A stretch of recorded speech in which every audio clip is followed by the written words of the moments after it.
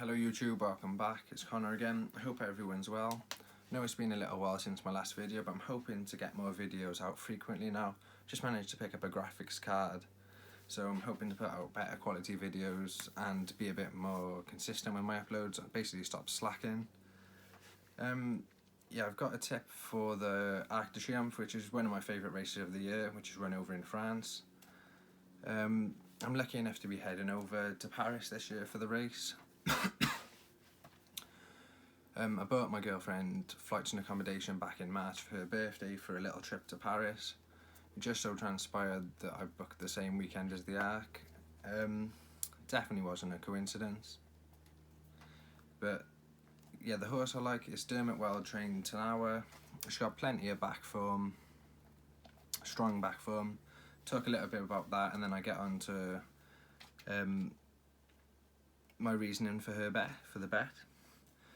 So she went to Longchamp last season and won the Vermeil over 1 mile 4. Bear with me with my French pronunciation. She then followed that up with a win in the Prix de l'Opera over 1 mile 2, beating Alpine Star, who I was on that day. That was a cracking race from memory. Tarnawa was able to concede £5 to Alpine Star. And just bearing in mind we're talking about the upper echelons of horses here. So, the race prior to the Opera, Alpine Star got beat by Palaspia. And that day over in France, Palaspia only had to give £2 to Alpine Star. She finished within a length of him. And Tarnawa was able to give £5 in a beating to Alpine Star on Arc Day. After that run, a lot of people thought that she should have went for the Arc last year in hindsight. And I tend to agree with that. That makes her 2 from 2 at Paris Longchamp. She was able to win over 1 mile 2 and 1 mile 4, showing that she has speed and stamina reserves, and they are the most important attributes when contesting the Arc. You know, we've seen Enable win it twice the last couple of years, and she possesses both of those attributes. She then followed up the win in the Prix de l'Opera and went over to the States and claimed a huge pot, winning the Breeders' Cup Turf, beating Magical, Supermare Magical, who went toe-to-toe with Enable a few times and finished close distance behind. So talking about her recent form, this season's form, I can't underestimate how good of a prep run her run in the Irish Champion Stakes was. I really highly rate St Mark's Basilica. I'm still not over the fact that I put him up for the 2,000 guineas for a 2-point each way selection, and Aidan decided to send him over to France. But I've loved to see him develop into a proper horse this year. Probably the best horse we've seen this year. He's 127 rated. So over in the Champion Stakes, Tarnawa was trying to give him £3, and I think she would have done it, to be honest. You know, he drifted over and carried her halfway across Leopardstown in the Irish Champion Stakes. I think with a clear run she would have beat him. Personally, I feel like he is better horse than anything she's going to face in the race. She's going to have to give an extra £1 away in the Arc. You know, she's going to have to give £4 to the younger colts.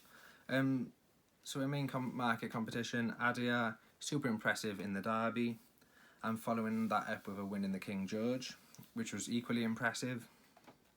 But on a line through Mishriff, St Mark's Basilica is the better horse out of the two.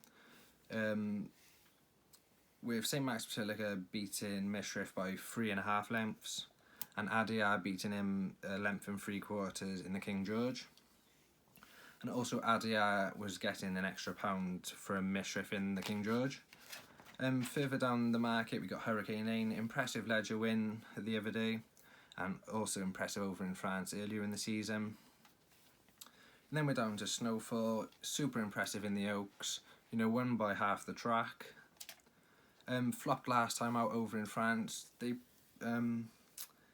They possibly left her a bit undercooked for that race with the big race in mind in October. I wouldn't be surprised if she were to run a big one come the first Sunday in October. They're going to have it right on the day. And with the fillies allowance, the younger fillies are always dangerous in the arc. Have a super record in the race. You're going to have Christophe Soumillon on, who is a French jockey, and is a positive because he's obviously going to know Paris Longchamp inside out. He's also ridden Tarnawa before to victory.